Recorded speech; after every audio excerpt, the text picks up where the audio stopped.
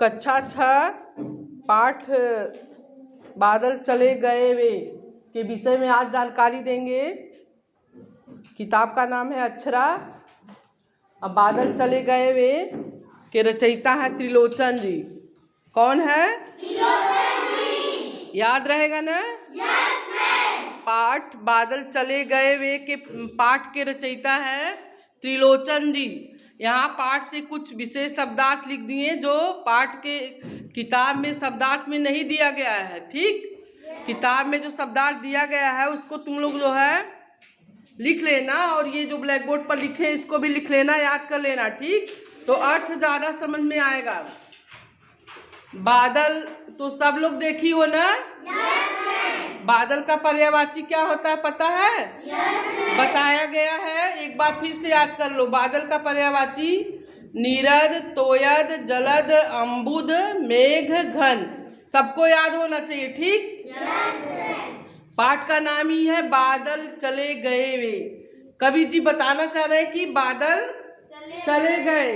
बादल के माध्यम से ही प्रस्तुत कविता में कवि जी बता रहे हैं कि सुख और दुख की बात कही गई है। जैसे बादल आते हैं और चले जाते हैं, वैसे हमारे आपके जीवन में सुख दुख भी आते और जाते हैं। बात समझ में आ रही कि नहीं आ रही है? हाँ, नहीं समझ में आएगी तो बताएंगे। ठीक, फिर से बताएंगे ना। तो बात समझ में आ गई कि बादल जैसे आते जाते हैं वैसे हमारे आपके जीवन में सुख दुख भी आते जाते हैं। सुख दुख, सुख आ गया तो सुख ही नहीं रहेगा, दुख आ गया तो दुख ही नहीं रहेगा। 2 दिन 4 दिन रहेगा फिर टल जाएगा। एक लगातार किसी के जीवन में दुख नहीं रहता न सुख रहता। कविता के माध्यम से यही पता चल रहा है कि सुख दुख जो है बराबर नहीं रहता, कि आ गया तो सुख है सुख, नहीं तो आया दुख तो दुख है दुख। दुख भी आता है और चला जाता है, सुख भी आता है और चला जाता है। पाठ में भी कवि जी बताए हैं कि ये जो है दुख सुख भी है पाहुन की तरह। पाहुन मतलब समझ नहीं, मेहमान। मेहमान भी हमारे घर में आते हैं तो 2 दिन रहते हैं या 4 दिन, 6 दिन, इससे ज़्यादा नहीं रहते हैं ना। आते हैं और जाते हैं। जैसे बादल आते जाते हैं और मेहमान आते जाते हैं, अतिथि जिसको कहते हैं, आते हैं और चले जाते हैं 2 दिन 4 दिन के बाद, वैसे हमारे आपके जीवन में सुख दुख भी आते हैं और जाते हैं। एक स्थिर होकर टिकते नहीं है, न दुख टिकता है न सुख टिकता है। सुख दुख भी आते जाते रहता है। ठीक है, हम लोगों को समभाव बना के रहना चाहिए। दुख आ गया तो बहुत परेशान नहीं होना चाहिए, आया है तो जाएगा। जैसे बादल चला जाता है, मेहमान चले जाते हैं, वैसे दुख भी चला जाएगा। और सुख भी आ जाए बहुत इतना नहीं उतावला हो जाना चाहिए कि अरे अब तो हम सुख है सुख में है, अब हमको दुख आएगा ही नहीं है, अब हमको परेशान होने की ज़रूरत नहीं।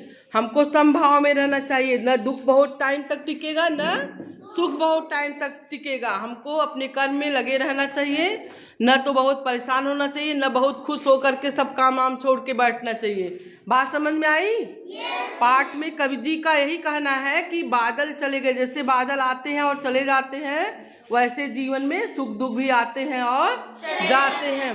तो आप लोगों को कविता याद करने के लिए दिए थे, तो याद है? कुछ कविता याद है? 2 लाइन 4 लाइन 8 लाइन कितना याद है?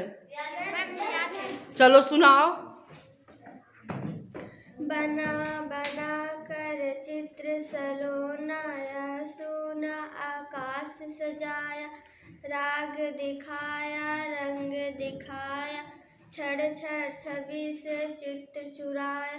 बादल चले गए वे आसमान अब नीला नीला, एक रंग रस श्याम सजीला, धरती पीली हरी सुनहली, बादल चले गए वे।